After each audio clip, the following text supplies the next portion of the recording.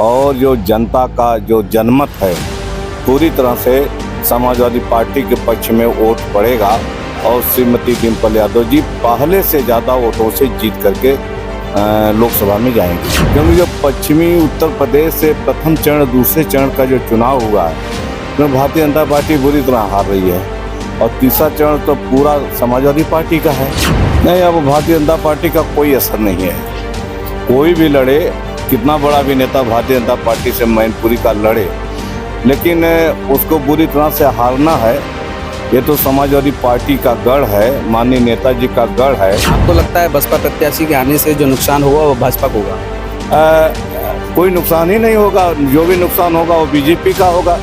तीसरे चरण का जो चुनाव है वो बिल्कुल अंतिम सिरे पर है। 7 मई को मैनपुरी में भी मतदान होना है। समाजवादी पार्टी है यहाँ पर और भाजपा से भी जो मंत्री हैं, कैबिनेट मंत्री जयवीर सिंह, वो भी मैदान में है और समाजवादी पार्टी की तरफ से डिम्पल यादव मैदान में। हमारे साथ यहाँ पर समाजवादी पार्टी के जो पूर्व में शिक्षा मंत्री रहे हैं वो हमारे साथ मौजूद हैं। हम उनसे बात करते हैं कि किस तरीके से इस बार चुनाव को देखते हैं। सर, बहुत बहुत स्वागत है आपका। धन्यवाद। अंतिम सिरे पर चुनाव है, 7 मई को, यानी कि परसों मतदान होना है। कैसा क्या दिख रहा है आपको चुनाव?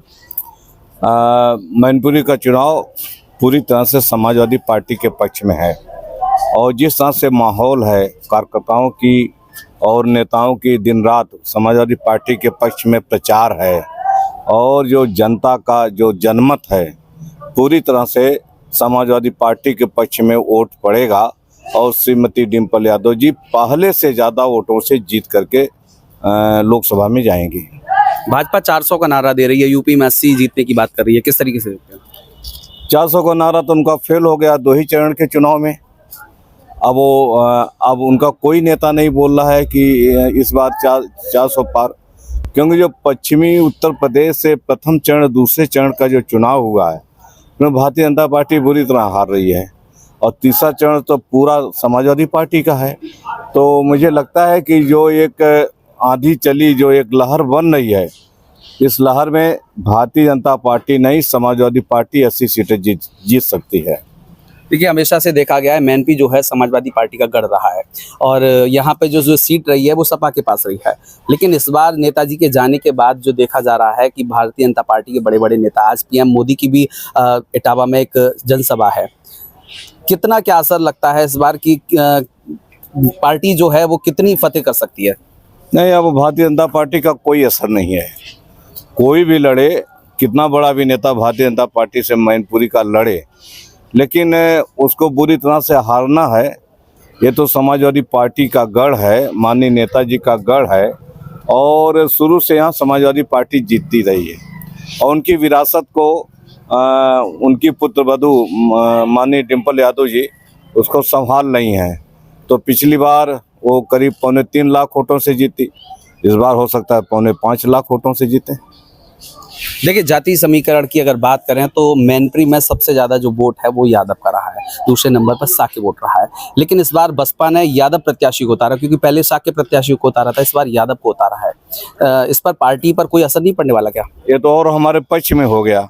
थोड़े बहुत जो साके भाई दूसरी दलों में चले जाते थे, अब वो पूरा समाजवादी पार्टी को मिल रहे हैं और बसपा के उम्मीदवार के लड़ने से एक भी यादव बीएसपी की तरफ नहीं जा रहा है और समाजवादी पार्टी की तरफ से है।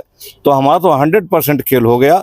समाजवादी पार्टी को 100% वोट मैनपुरी का सभी जातियों का मिल रहा है। आपको लगता है बसपा प्रत्याशी के आने से जो नुकसान होगा वो भाजपा को होगा?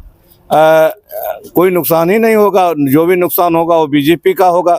समाजवादी पार्टी का जो कोर वोटर है वो तो कोई कटने वाला नहीं है, चाहे वो किसी बिरादरी को वोट दे दें, किसी बिरादरी को टिकट दे दें।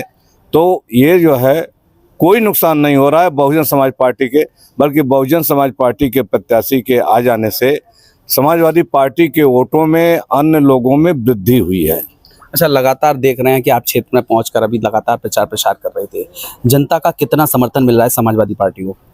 जनता का 99% समर्थन समाजवादी पार्टी को मिल रहा है और ये पहली दफ़ा नहीं हुआ है।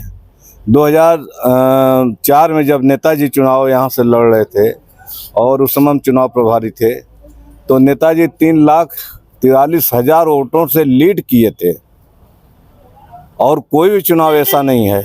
डिम्पल जी जब उपचुनाव लड़ी तो वो भी 2,80,000 वोटों से 88,000 वोटों से लीड की हैं।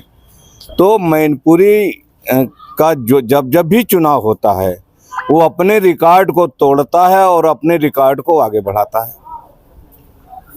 तो ये थे हमारे साथ पूर्व शिक्षा मंत्री समाजवादी पार्टी के नेता, जिन्होंने साफ तौर पर दावा किया है कि इस बार जो समाजवादी पार्टी का गढ़ था वो इस बार गढ़ रहेगा। नेताजी की जो विरासत है उनको बचाने का काम जो डिम्पल यादव, जो उनकी बहू है, वो कर रही हैं, वो इस बार बड़े भारी मतों से जीत को हासिल करेंगी। अभिषेक जैन, द नव भारत, मैनपुरी।